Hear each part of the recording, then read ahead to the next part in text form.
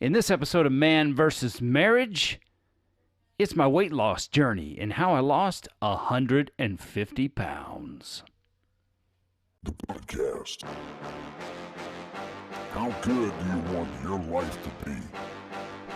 You gotta live on purpose, for a purpose. It's truly about becoming the best version of yourself that's possible.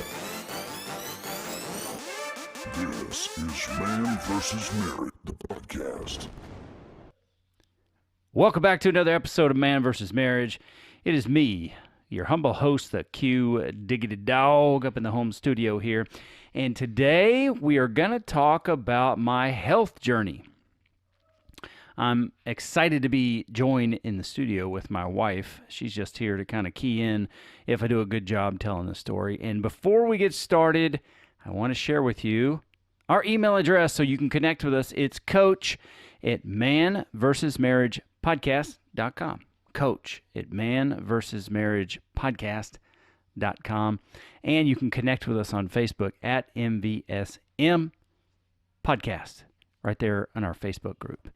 And we've got plenty of things for you to look at right there. And that's also a place where you can post your questions, your comments, what's going on with you, so the Man vs. Marriage Nation can engage and we can get this thing done together. So today, I'm just going to put it out there when at the front of the show to say I've never been great at telling this story. Either it's too few words or way too many words, and it just loses the audience. So stick with me if you can.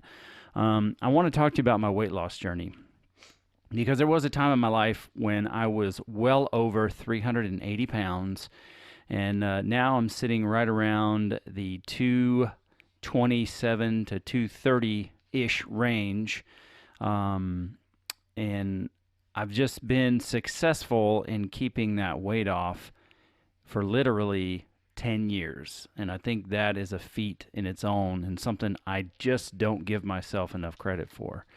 So let's get this journey kicked off. I definitely was a little chub meister kid. One of the worst memories I had was it all started back in sixth grade. You know, everybody's sitting around, they're weighing everybody in, and here I am, like 12 years old. And obviously this is like anchored in my mind because I still remember it. But there I am, and I get on the scale. You know, last name is Moran, so I'm, kind of down in the pack here. But I stand on the scale, and it's like, I get on, it's like 196. And of course, the person all the way across the room taking note couldn't hear, so the Coach McKinney, had to say it louder where everybody in all the neighboring counties can hear, and it's like 196. And it's not hard to tell. I don't know exactly what happened. I know looking at my the baseball pictures from like the year before, I was a little chubby, but I was not thick and buoyant like I was the next year in the baseball picture, and I was just pretty swollen up. But that's kind of where it started. I became very, very self-conscious about my weight, and I kind of just never looked back. And then everything started to become about my weight. So if you fast forward, I was on the high school wrestling team, and I recall that, the weight limit at the time was 275. And here I am weighing in at 296. Wow, that was 100 pounds. Exactly 100 pounds. That's wild. So I had to lose weight to be on the wrestling team, and, kind of got down to 265 at one point. But everything became about weight. And then, as time went on, I just continued to get bigger and bigger and bigger. And it was tough because it just felt like I was in a prison. I couldn't get out. And nothing I did seemed to work. It would work a little bit, and I would give up. And eventually the show The Biggest Loser came out. And I don't know if you're familiar with that, but I love that show. I would watch it, while I was eating chips or ice cream, and hope that I could change my life and figure someday I wanted to get on there. And then they had The Biggest Loser couples, where like you could bring your wife, your girlfriend, your best friend, your brother, whatever the case is. So I think it was in 2009 when my brother and I decided we were going to try, because we had a pretty good story. We were going to try to get on this Biggest Loser show, and he was out in Alabama at the time, and I was living in California. So I talked to him, and we decided that he was going to get on a Greyhound bus, ride across the country, and that we were going to try out here in Southern California for the Biggest Loser. And I had a very interesting story, I believed, and I thought it would help us get on the program, because that year we had found out that our dad had congestive heart failure, and he had been overweight for a while, and it was pretty. We were at the Rose Bowl when Alabama was playing Texas for the national championship. We got the phone call that day, so that's just another like weight loss anchor that's stuck in our mind. So we decided to go for it, and we went down to Orange County. We slept overnight in my van, City of Industry, excuse me. We slept overnight in my van, got in line, and we knocked the interview out of the park.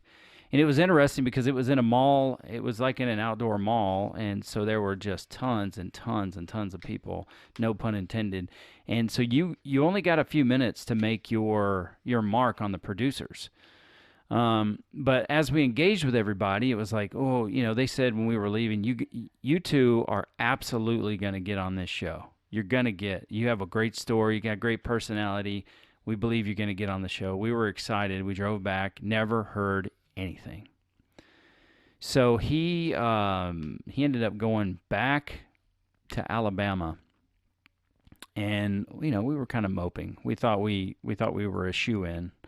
It didn't work out. And then, you ever seen Dude, Where's My Car? And then, so I get an email, and it's like, we need updated pictures of you. We really like you. We think you could be on the show. We want to do a phone call. So Josh and I get on the phone, and he starts to sing her a song. We sing the producer a song together. We tell her our story, what we want to do, what we're willing to do, and she just absolutely loves us. And it looks like our dream is going to come true. We're finally going to get on this show where, the Biggest Loser is going to help us get healthy. And Josh, my brother, he had really gotten emotional because he had made some pretty serious mistakes in his life, and he wanted to eventually, get married and have a family, and his health was in the way. He just couldn't see himself doing that. And for me, I wanted to be around long term, and truthfully, I wanted to actually repay my wife because she's so gorgeous. I wanted to give her something nice and hunky to look at. Stud wise, I got there for a minute. So here we are, we're sending in updated pictures, and, she calls us back, and then I just asked her, would you email me or let me know either way? And so I did get the email, and it turned out that they kind of had enough people that looked like us, and they were looking to kind of get a little more diversity, and we just didn't make the show. So there again, we're moping, crying, whining, blubbering, and it's just like, you know what? Let's do this on our own. So Josh decided to move from Alabama to California, and we decided we were going to start our own community called the Biggest Loser Rejects, the people that tried and got rejected from the show, and we were going to build a community of people to lose weight and tell our story. So we started, and we actually have it documented on video on YouTube. And, if you want to go check that out after the show, it's youtube.com/Quincy Moran. That's where we have about 90 videos, and it takes from day one and then on through our journey until we ended up having to quit.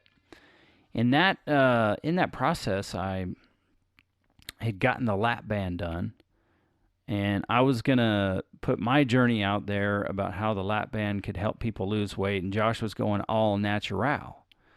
So we did that for a while, and, we started to gain a pretty decent following, and I ended up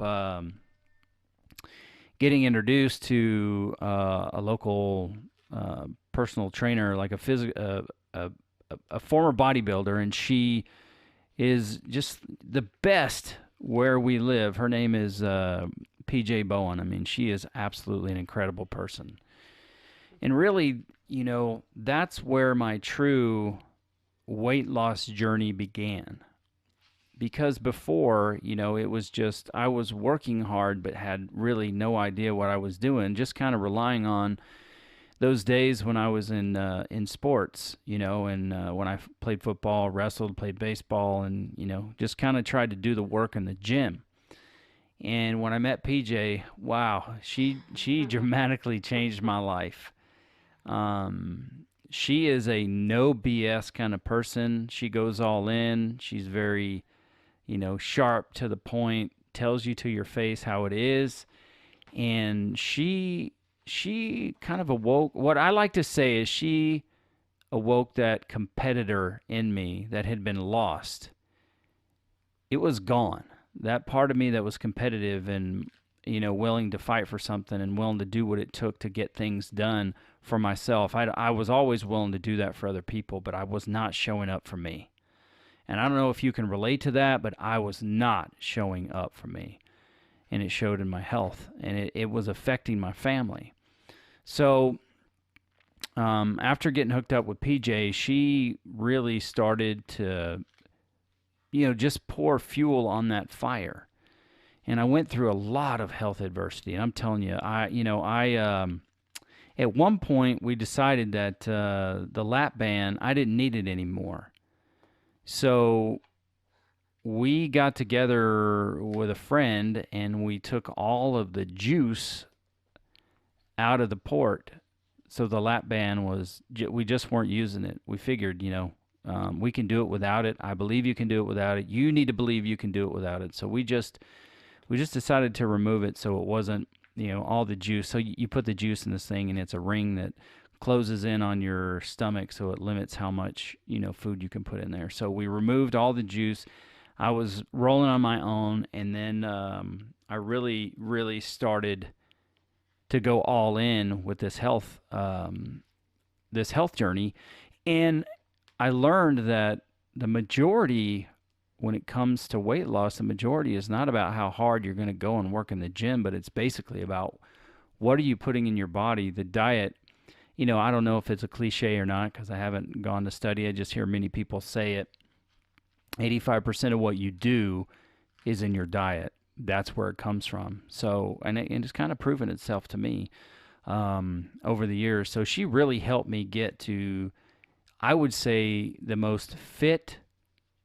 absolute fittest I had ever been in my life. And she did that by destroying me. She destroyed me, because I was rocking the P90X at the time. I thought I was something else. Coaching high school football, doing the P90X, and so I showed up to meet with her at 5 a.m, and she just absolutely destroyed me. And she let me know who was boss, which I think is the right thing to do. It's what the Marines do. It's what the military does. They break you down and build you up. And she's become a dear friend of mine, and I have referred many people to her. But if you're going to do work with her, you got to be serious because she only works with people that do work. Now, she did have a meeting with me to fire me one day as a client, and she does that. But fortunately, I was able to continue our relationship after a discussion regarding salsa and salt, and just explain to her the way that I am. I'm not. I just need to know because it's the way I learn. It's the way I process. It's the way I buy in. Her thing is like, don't ask, just do. And there's a lot of genius in that because then, just to get off on a quick tangent, then if something's not working, it's on her and she knows what to tweak so she can help you. So I fully believe in that. But I did go through, it was years and years and years of damage that I had done to my body. And after I remain friends with PJ to this day, and like I say, I refer people to her because I know what she's capable of. My wife meets with her. My kids go see her. They work with her in her private training facility. there here in Lancaster, California, and she's a magnificent person. And coupling that with the journey with my brother, and he and I doing the weight loss together, the accountability was enormous. And I'm going to tell you, if you go and you look at that YouTube channel, you will see the transformation. My brother absolutely knocked it out of the park. I mean, we had a contest, and he went from 363, I think, down to 191.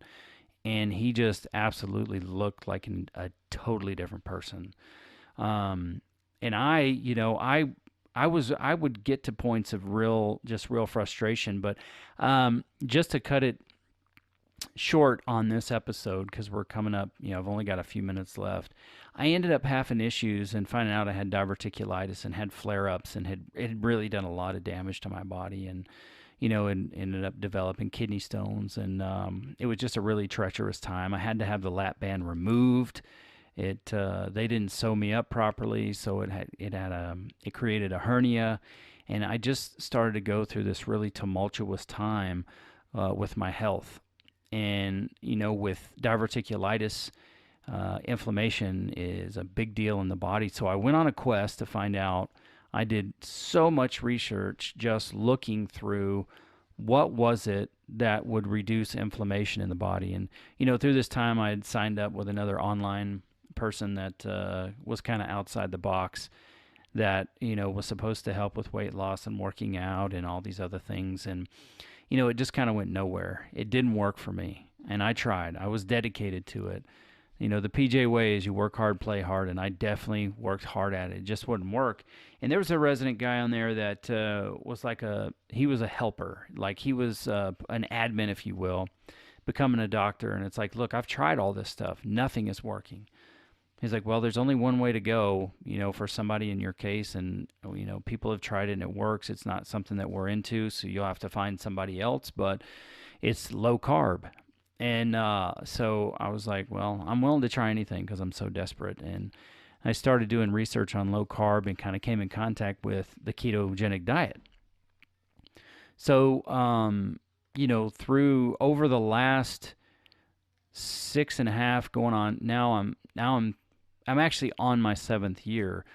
I've been doing various versions of the ketogenic diet. And I say that because there's no one way to actually do it. Every one is an individual. Every body is different. But that has gone extremely well, even though it's been extremely frustrating at times. I sat down with PJ, and it's not something that she uses or endorses, but she does know about it, and she uses it as a cycle sometimes, I believe, to help her clients with bodybuilding and things. And she just talked me through it, and she said, look, what have I taught you? I've always taught you to be your own clinical trial. And I said, you know what? That is brilliant. So I started, testing my body, straining my relationship with my wife, because I'm changing this and I'm changing that, and probably could have done a much better job communicating to her, since she was the one that was, running things when it comes to the family's diet and grocery shopping and everything. But I started this journey of the ketogenic diet, and my body, my weight, things began to change. I had ended up getting down to like 221 pounds. And if you go to the videos, you'll see I did have a pretty decent foundation of muscle. I was starting to get yoked up, and while the weight was coming down. And yep, Jeannie looks at me and gives me those eyes. Boy, I love those eyes. But once I had gotten in the hospital and things were not going my way, I had swelled back up to 286. It was pretty demoralizing.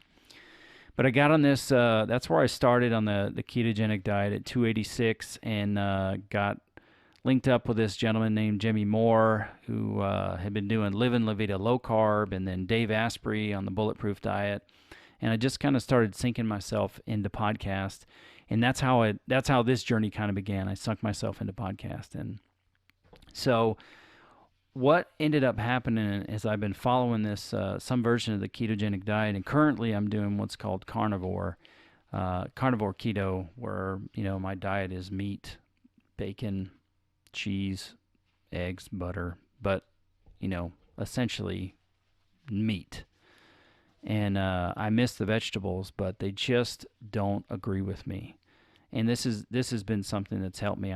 It's been a year, November of 2019, that I've been doing the carnivore lifestyle, and it's probably the best thing gut wise, body feeling wise, that I've ever done. And unfortunately, since the diverticulitis surgery started back in late 2016, I've been out of the gym now for 3 years. So I look forward to seeing next August, when I get to go back to the gym and get back in full time, what happens with my body. But I'll tell you this. My doctors have been surprised at every surgery I've had to go through, because they're just surprised with how fast I heal. My wife is here. She's heard what the doctors have said. Fought with them over what was said. And when it comes down to it, the last appointment I had to release me, back to work, and then one as a follow-up, the doctor told me, you heal really, really fast. And I attribute that to my faith and to my diet. And I didn't necessarily get to everything I wanted to, but I want to wrap this up in the next minute or so. But, if you are somebody who has struggled with weight, I was obese for quite a long time. I went hardcore. And if you have listened to the show for a while, whatever I do, I go all in. I just go all in. And it can do damage. It can do damage to the people around you because they don't maybe have that mindset, or they don't understand, or maybe you don't sit down and talk about the rules of engagement.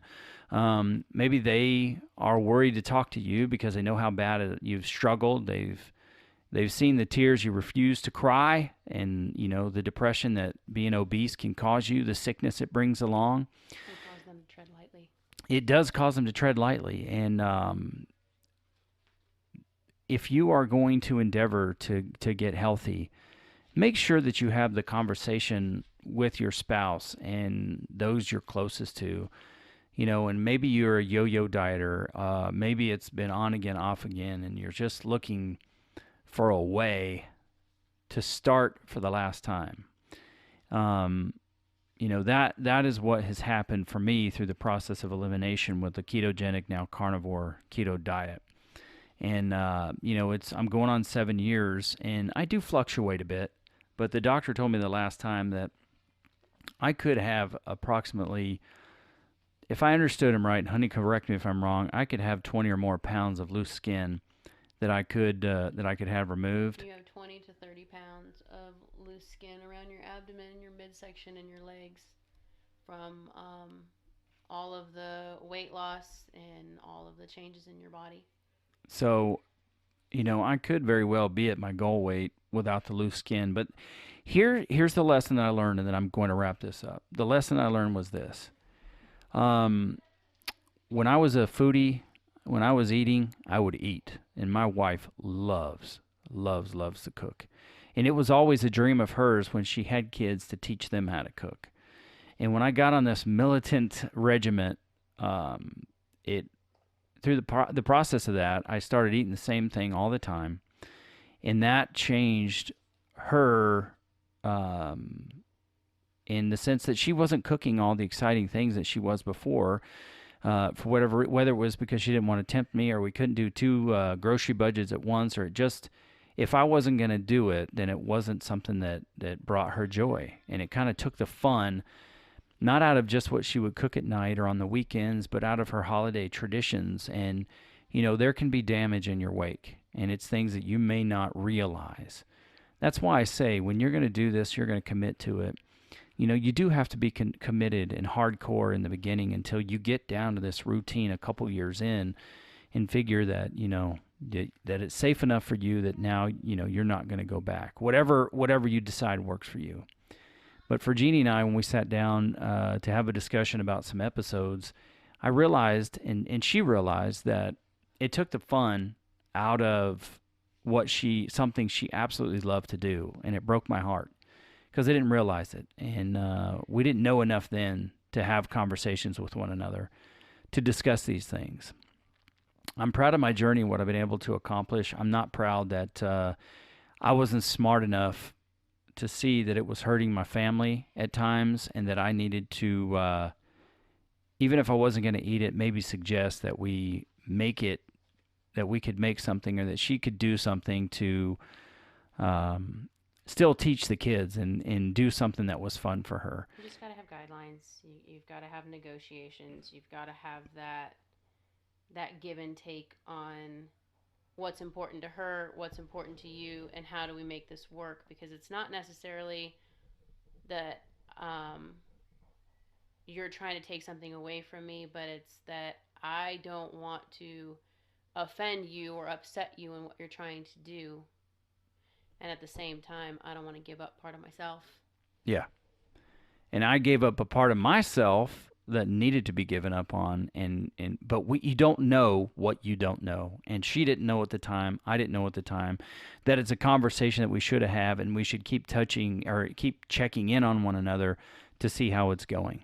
You know, there were many other irons in the fire at the time.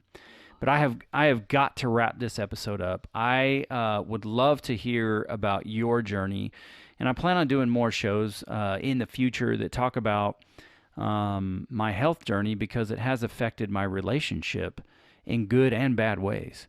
So thank you so much for listening. This is the Q Dig It Dog. And remember, you can email us with your questions, comments, concerns, or ideas at coach@manvsmarriagepodcast.com. The podcast. How good do you want your life to be? It's truly about becoming the best version of yourself that's possible. This is Man vs. Marriage. The podcast.